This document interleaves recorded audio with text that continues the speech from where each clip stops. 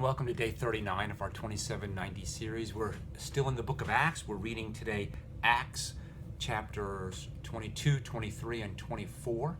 And we're going to understand what it means for Paul to begin to understand what it means for him to be a Roman citizen. We're going to see a little bit of the trial that takes place after he gets arrested. He's in Jerusalem now. And here's some important things about the truth.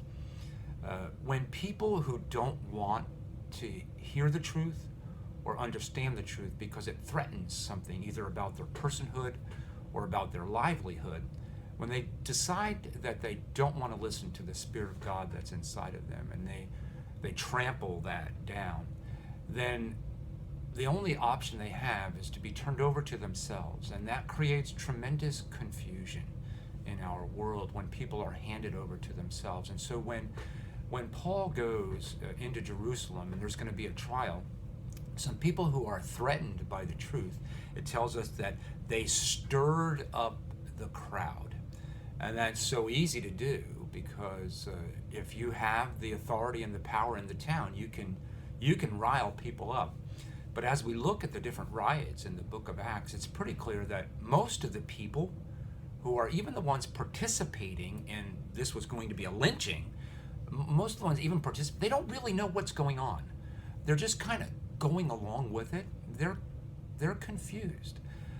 And they're not deliberately trampling the Spirit, but they are not listening. They're not hearing what God is trying to convict them of and convince them to become. And the same is true today. Some people have agendas and they stir up other people in the community or in the country. And so whenever there's this disunion, this division, and this hatred and vitriol, you and I, we know that's not of God. It's very clear that that's not of God. It doesn't matter what side they're on. If there's hatred and anger, it's not of God.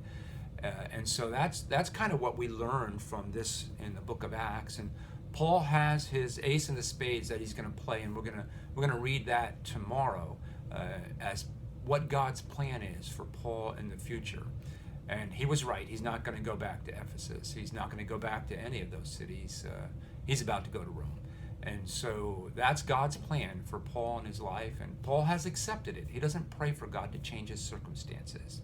He prays to be the man that he can be in the midst of whatever it is he faces, so that in the trials he would have the strength to bear up and to be a man of God. So this is Acts, the beginning of Paul's trial.